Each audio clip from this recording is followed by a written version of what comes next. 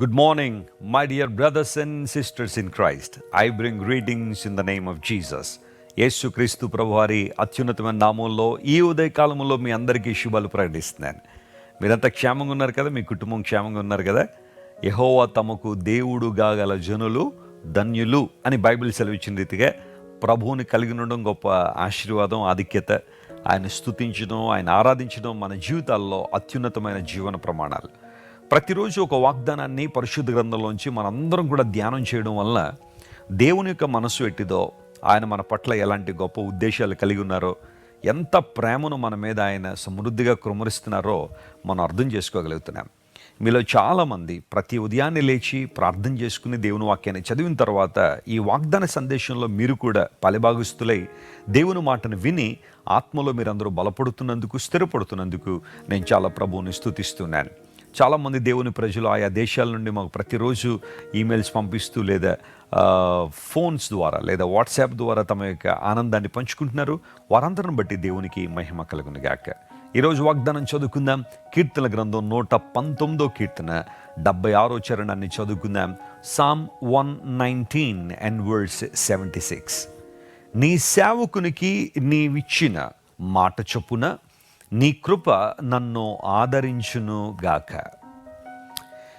3 మాటలు ఈ వాగ్దానంలో మనం గమనించాలి. నీ సేవకునికి నీవిచ్చిన మాట చొప్పున నీ కృప ఆదరించును గాక. సేవకునికి దేవుడు మాట ఇచ్చాడట. సేవకుడు అన్న మాటకు ఇంగ్లీష్లో సర్వెంట్ అనే పదం వాడబడింది. సర్వెంట్, ప్రభు సేవ చేసేవాడు, ప్రభు దాసుడు అనే మాట. ప్రియులరా గమనించండి, సేవ అనే ఆ మాటను మనం విన్నప్పుడు కొంతమందిలో సేవ అంటే ఏదో అనుకునే వాళ్ళు చాలామంది ఉంటారు. కానీ ప్రభువుని సేవించడం, 2వ కీర్తనలో మనం చదివితే భయభక్తులు కలిగి ప్రభువుని సేవించుడి అనే మాట అక్కడ ఉంటుంది. అంటే దేవుని సేవించే ప్రక్రియలో ఒక భాగం ఏంటంటే దేవునికి భయభక్తులు కలిగి ఉండడం, ఆయన మాటకు లోబడడం, ఆయన చిత్తానికి మనం సమర్పించుకోవడం. ప్రస్తుత దినాల్లో ప్రపంచంలో చాలామందికి దేవుడు అంటే భక్తి ఉంది, కానీ దేవుడు అంటే భయం లేదు. ఆ కారణాన్ని బట్టే ఇష్టానుసారమైన జీవితాన్ని జీవించేవాళ్ళు ఉన్నారు. ఎవరు నన్ను అడిగేవాళ్ళు, ఎవరు నన్ను ప్రశ్నించేవాళ్ళు, నా ఇష్టానుసారం నేను ఉంటాను.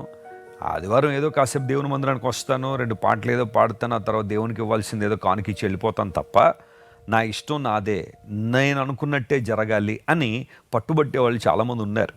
దేవుడు అంటే భక్తి ఉంది, కానీ దేవుడు అంటే భయం లేదు. భయం లేదు కాబట్టి ఇష్టానుసారం జీవించే వాళ్ళు చాలామంది ఉన్నారు. కానీ సేవకుడు అంటే, దేవుని సేవించువారంటే దేవుని యందు భయభక్తులు కలిగిన వారు, ఆయన చిత్తాన్ని గ్రహించి ఆయన మహిమార్థమే బ్రతకడానికి ఇష్టపడిన వాళ్ళు. అలాంటి సేవకునికి దేవుడిచ్చిన మాట చొప్పున, మీకు మాట తెలుసా, దేవుడు మనందరికీ మాట ఇస్తున్నాడు, వాగ్దానం ఇస్తున్నాడు. ఆయన మాట ఇచ్చి తప్పిపోయేవాడు కాదు. మహాదేవుడు, మహోన్నతుడైన దేవుడు తన మాటను నెరవేర్చడానికి ఆయన ఎప్పుడు ఇష్టపడేవాడే.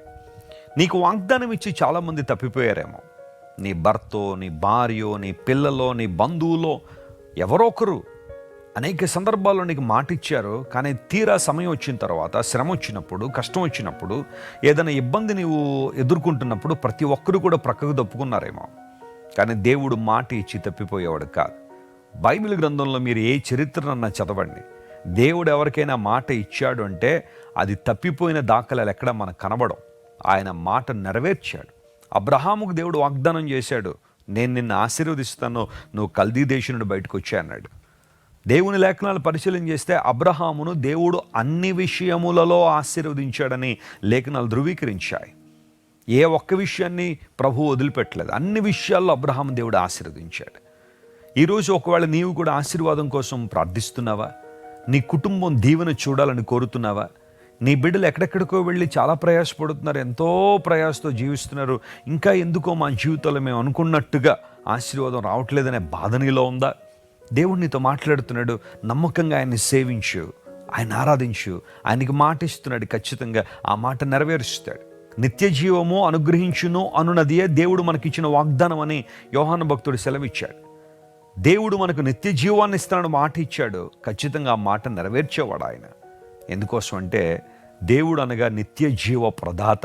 ఆయన కేవలం భౌతిక సంబంధమైన కోరికలు మాత్రమే నెరవేర్చడానికి దేవుడు కాదు. ఆయన ఆత్మ సంబంధమైన ఆశలు నెరవేర్చడానికి, ఆత్మ సంబంధమైన అనుభవాల చేత మనల్ని నింపడానికి శక్తి సామర్థ్యాలు కలిగిన దేవుడు ఆయన. నిత్య జీవాన్ని వారసత్వంగా మనకివ్వడానికి ఇష్టపడుతున్న దేవుడు. మాట ఇచ్చిన దేవుడు ఆయన. నీ సేవకునికి నువ్వు ఇచ్చిన మాట చొప్పున నీ కృపతో నన్ను ఆదరించు ప్రభువా, నీ కృప నన్ను ఆదరించునుగాక. ఈరోజు ఆదరణ లేకున్నావా, ఓదార్పు లేకున్నావా, ఓటమితో కృంగిపోయి ఉన్నావా, అనుకున్నది ఏదీ జరగటం లేదా, ఎన్నోసార్లు ప్రయత్నం చేసి బహుశా నిన్నటి దినం అంటే ఈరోజు ఉదయకాలం నీ మాట వింటడానికి ఆ ముందు సాయంకాలం కూడా ఏదో ఒక డిసప్పాయింట్మెంట్ నీలో వచ్చిందా? రాత్రి ఏర్పు ఉండినను ఉదయమున సంతోషం కలుగునని ప్రభు మాట్లాడిన రీతిగా దేవుడు నిన్ను తన శక్తితో ఆయన నింపబోతున్నాడు. ఆయన ఈరోజు నువ్వు దేవుని మహిమను చూడబోతున్నావు. ఒక బ్యాడ్ మెడికల్ రిపోర్ట్ నువ్వు అందుకుని వణుకుతున్నావేమో, భయపడుతున్నావేమో, ఏం జరుగుద్దని ప్రభు నీతో మాట్లాడుతున్నాడు. ఆయనని స్వస్థపరిచే దేవుడు ఆయన. ఓటమితో ఉన్నావా, ఎన్నో ప్రయత్నాలు చేసిన విఫలమైపోయావా, ఇంకొకసారి ప్రయత్నించే దేవుడు నీకు జయాన్ని దయచేయబోతున్నాడు. ఆయన నిరాశ నిస్పృహల మధ్య ఒంటరితనంలో మూలుగుతున్నావా, అందరూ నన్ను వదిలిపెట్టేశారని, చూడు నీ చుట్టూ దేవుని సన్నిధి, ఆయన ప్రభావం ఎంత గొప్పగా ఉందో ఆలోచించాయి. ఇమ్మానుయేలుగా లోకానికి వచ్చిన దేవుడు నీకు తోడై ఉన్న దేవుడు. ఆయన నిన్ను విడిచిపెట్టలేదు. మనుషులు నిన్ను విడిచిపెట్టేయడంలో ఆశ్చర్యం ఏముంది? ప్రతిసారి వింటూనే ఉన్నా, లోక సంబంధం మనుషులు ఏదో ఒక రోజు నేను వదిలిపెట్టి వెళ్ళిపోవచ్చు, కానీ దేవుడు నేను విడిచిపెట్టేవాడు కాదు. ఇన్ఫ్యాక్ట్ మనుషులు నేను వదిలిపెట్టినప్పుడే దేవుని సన్నిధి ఇంకా ప్రభావవంతంగా నేను కమ్ముకొని ఉంటుంది. Can you experience that? ఆ దేవుని సన్నిధిలో ఉన్న ప్రభావాన్ని నువ్వు అనుభవించగలవా? పరిశుద్ధాత్మ దేవుడు నీతో మాట్లాడుతున్నాడు ఈ ఉదయకాల సమయంలో. దేవుని కృప నిన్ను ఆదరిస్తుంది. నిజమైన ఆదరణ దేవునికి ఇస్తున్నాడు. నీ భర్తను కోల్పోయావా? నీ భార్యను కోల్పోయి బాధపడుతున్నావా? మీ అమ్మమ్మనో నానమ్మనో తాతయ్యనో కోల్పోయి ఏడుస్తున్నావా? తోబుట్టువుల్ని పోగొట్టుకున్నావా యాక్సిడెంట్లో? బాధపడకు, ధైర్యం తెచ్చుకో. ఆదరణ ఇచ్చే దేవుడు ఆయన. వారు మారు మనసు రక్షణ పొందిన వారైతే ప్రభుతో ఉన్నారు. ఒకరోజు నువ్వు మరలా వారిని చూస్తావు. దేవుడిని ధైర్యపరుస్తున్నాడు. ఈ వాగ్దానాన్ని క్లెయిమ్ చేసుకుని ప్రభువుని స్తుతించండి. దేవుని కృప మిమ్మల్ని అందరినీ ఆదరించాలని మీకోసం నేను ప్రార్థన చేస్తాను. ప్రేమగల తండ్రి, నీ సేవకునికి నీవు ఇచ్చిన మాట చొప్పున నీ కృప ఆదరణ దయచేయను గాక నీ వాక్యం రాయబడిన ఆ మాటను ఈరోజు మా వినికిడిలోనికి మీరు తీసుకుని వచ్చారు. నీ కృప ఎంత గొప్పది ప్రభా. మాకు కావలసిన ఆదరణ, ధైర్యము, ప్రోత్సాహాన్ని ఇచ్చేది నీ కృప. నీ కృప తప్ప మరొకటి లేదు ప్రభా. ఈరోజు మా ప్రియులు ఎంతమంది అయితే ఓటమిలో, కృంగుదల్లో, నిరాశలో, నిస్పృహలో, ప్రభువా దుఃఖములో, వేదనలో ఉన్నారో వారందరినీ మీరే కనికరించి లేవనెత్తి ధైర్యపరిచి, ఓ దేవా నీ మహిమ కొరకు వాడుకోండి. నీ రాజ్య విస్తరణలో బలమైన సాధనాలుగా ఉపయోగించండి ప్రభువా. మేలులతో వారు నింపండి, తృప్తిపరచండి. వారి కుటుంబాన్ని దీవించండి. ఘనత మహిమ నీకే చెల్లిస్తూ యేసు నామం పేరిట అడిగి వేడుకొనిచున్నాం తండ్రి. Amen, amen. God bless you friends. Have a wonderful day.